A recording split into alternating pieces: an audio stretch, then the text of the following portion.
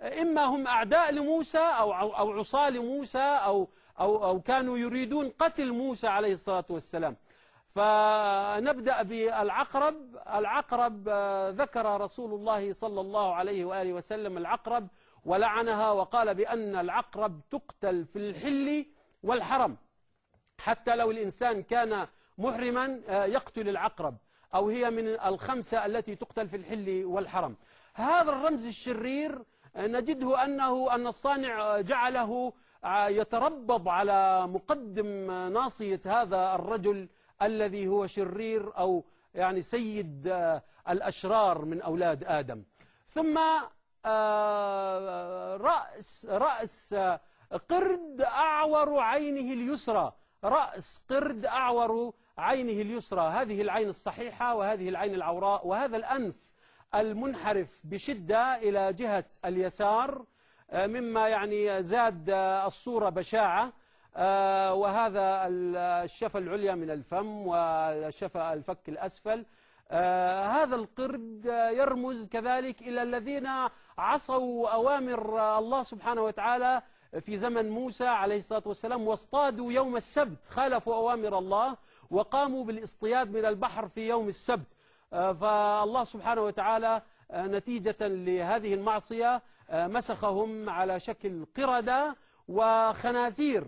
هذا وجه خنزير أعور عينه اليسرى كذلك. هذه الرأس رأس قرد حقيقية، وضعناها لنقرب الصورة كذلك لحضراتكم.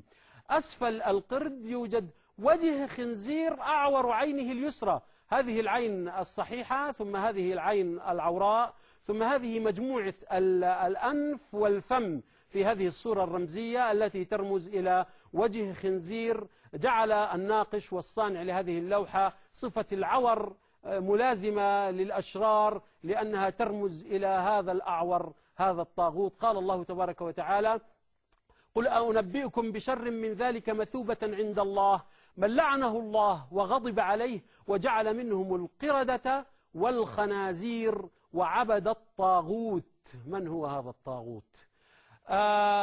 هناك صورة كذلك لرمز كان عدوا لموسى، ألا وهو صورة مقطع جانبي أيمن لرأس تمثال فرعوني، هذه الذقن الفرعونية، ثم هذه مجموعة كذلك الأنف والفم، وهذه العين، هذا الجبين، هاتان هما النسر والأفعى اللتان تكونان على رؤوس التماثيل الفرعونية، وهذه الخطوط يرمز لها على أنها خطوط النمس أو غطاء النمس التي تكون على رؤوس التماثيل الفرعونية. وقد وضعنا كذلك هنا صورة مقطع جانبي أيمن لرأس تمثال فرعوني حقيقي لنقرب الصورة كذلك لحضراتكم. هذا مقطع جانبي أيمن لرأس تمثال فرعوني حقيقي، هذه الصورة الرمزية كأنها تطابق هذا المنظر. العجيب والغريب في هذه اللوحة في الوضع باء أنها مليئة أو مكتظة بالصور التي تخبر عن أحداث عاشها نبي الله موسى عليه الصلاة والسلام وقومه. ولكن الأعجب من هذا أن المعلومات التي يفترض أن تبثها هذه الوضعية التي وهي باء معلومات خطيرة جدا، من أخطر المعلومات، خطيرة جدا جدا.